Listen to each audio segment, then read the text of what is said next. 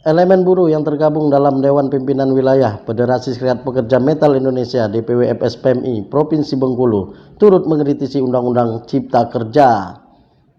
Tidak hanya Cipta Kerja, peraturan turunannya juga dianggap sangat merugikan dan mereduksi hak-hak kaum pekerja buruh Indonesia. Demikian disampaikan oleh Ruslan Effendi selaku Ketua DPWFS PMI Bengkulu melalui pelantang suara saat memimpin aksi ratusan buruh yang digelar di depan kantor manajemen perusahaan PT Darya Dharma Pratama yang beralamat di Jalan Puncak Bulai, Kabupaten Mukomuko, Bengkulu. Dalam orasinya, Ruslan menyampaikan Undang-Undang Cipta Kerja masih digugat buruh ke Mahkamah Konstitusi, maka FSPMI Bengkulu menghimbau kepada perusahaan PT DDP dan seluruh perusahaan di Bengkulu untuk tidak menerapkan PP turunannya. Buruh juga meminta kepada pemerintah khususnya manajemen perusahaan untuk taat dan menghormati proses hukum yang sedang berjalan di Mahkamah Konstitusi. Mereka menolak jika perusahaan PT DDP menjadikan ajang percobaan atas Undang-Undang Cipta Kerja yang merugikan kaum buruh ini. Ruslan juga mengatakan aksi mereka hari ini juga dilakukan di beberapa titik perusahaan, yakni PT Gajah Sakti Sawit, PT Karya Agro Sawitindo, dan beberapa perusahaan lain di Bengkulu. Aksi ini juga dilakukan secara serentak oleh Konfederasi Serikat Pekerja Indonesia KSPI secara nasional dengan melibatkan 20 provinsi, 150 kabupaten kota se-Indonesia.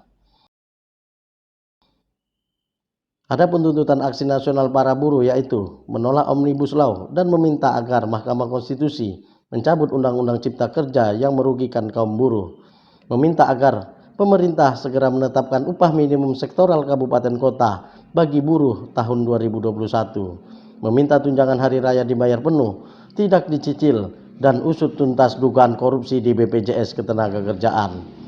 Sedangkan untuk tuntutan daerah, FSPMI Bengkulu mengusung beberapa tuntutan, diantaranya tetapkan UMSK Provinsi Bengkulu dan Kabupaten Kota di Bengkulu, serta meminta agar perusahaan di Bengkulu membayar THR tepat pada waktunya. Kehargaan yang jelas itu yang diundang-undangkan oleh pemerintah. Pemerintah kita selama ini kita anggap sebagai pembela dari rakyat dan buruh di Republik ini.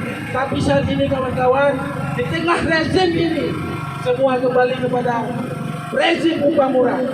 Tenaga kita, keringat kita dibayar dengan begitu murahnya oleh pengusaha. Karena apa? Kita sedikit cerita dari awal rencana undang-undang Omnibus Law ini. Dari awal rancangannya, pemerintah bersama pengusaha melalui Apindo dan Kadin, mereka tidak melibatkan kita selaku kaum buruh. Padahal dalam undang-undang ini harus melibatkan seluruh elemen yang ada, yaitu pengusaha, kemudian penguasa melalui pemerintahannya, kemudian kita selaku pekerja. Di awal rancangan ini kita tidak pernah diajak untuk mendiskusikan yang menjadi undang-undang hari ini atau yang ditetapkan menjadi undang-undang nomor 11 tahun 2020 Cipta Kerja. Kawan-kawan, setelah itu dari RUU ini supaya ditetapkan menjadi undang-undang, DPR wakil-wakil kita yang duduknya itu kursinya itu diperjuangkan dengan suara kita, sementara mereka tidak sedikit pun peduli dengan hak kita. Itu harus kita lawan. Makanya kalau milih pemimpin, kalau milih wakil, lihat dulu mau nggak ketika kita susah mereka perjuangan kita. Tidak kan? Sadarlah kawan-kawan, kita buruh, orang yang lemah, orang yang tidak punya pendidikan. Tapi kalau kita bersatu, kita banyak. Semangat! Harus kita inikan itu. Seterusnya kawan-kawan, kenapa kita hadir pada hari ini? Bahwasanya kita telah muak dengan perlakuan yang tidak adil terhadap kita selaku buruh. Kita telah bosan mendengar celoteh wakil-wakil kita yang katanya membela kita selaku orang kecil, padahal sesungguhnya mereka terus mengikis dari tingkat kesejahteraan kita.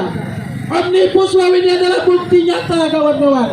Bukti nyata kita dikecilkan kesejahteraan kita oleh pemerintah dan penguasa.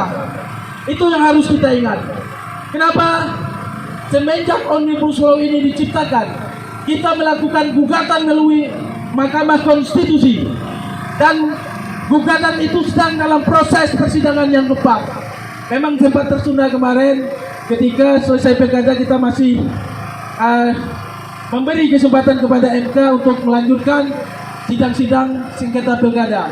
Tapi setelah ini kita mengharapkan dan meminta kepada Hakim Mahkamah Konstitusi itu untuk melaksanakan rapat ataupun sidang selanjutnya dan membatalkan serta mencabut Undang-Undang Omnibus Law, Undang-Undang Nomor 11 Tahun 2020 Cipta Kerja. Itu yang kita harapkan dan yang akan kita sampaikan. Mungkin kepada kawan-kawan media juga, kalau seandainya bisa mendengar suara kami, bantu kami, bantu sampaikan suara kami ke atas, bantu sampaikan, sosialisasikan kepada masyarakat bahwa Omnibus Law ini adalah undang-undang yang menggerogoti kesejahteraan para pekerja, bahwa undang-undang Omnibus Law ini adalah predatornya kesehatan buruh. Itu harus kita ketahui. Sampaikan kawan-kawan.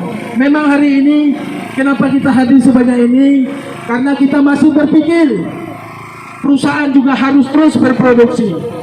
Kemudian juga kita aksi ini dalam musim pandemi, kita harus tahan dan tunduk juga terhadap apa yang menjadi aturan di negara Republik Indonesia ini. Kita buktikan bahwa kita adalah buruh yang taat akan aturan, buruh yang taat akan undang-undang, buruh yang taat terhadap pemimpin yang memang mengayomi kita.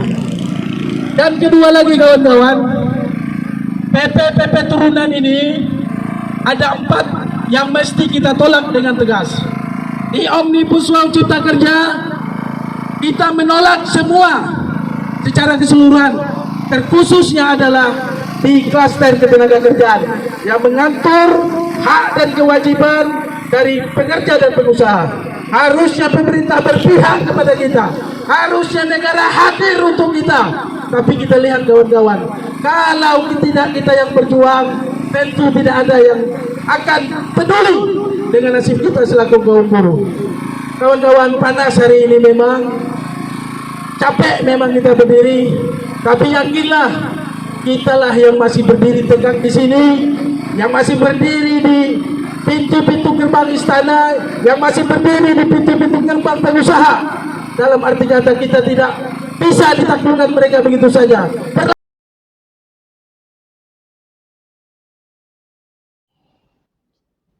Aksi buruh yang digelar sejak pukul 9 pagi hingga pukul 11 siang ini di depan kantor perusahaan PT DDP mendapat kawalan ketat dari pihak kepolisian dan sekuriti perusahaan. Selain berorasi, bergantian para buruh juga membentang spanduk, poster dan bendera serta meneriakkan yel-yel perjuangan buruh dan mars organisasinya. Senin, 12 April 2021, dari Muko-Muko Bengkulu, tim TV-nya buruh mengabarkan. Demikian kabar buruh hari ini.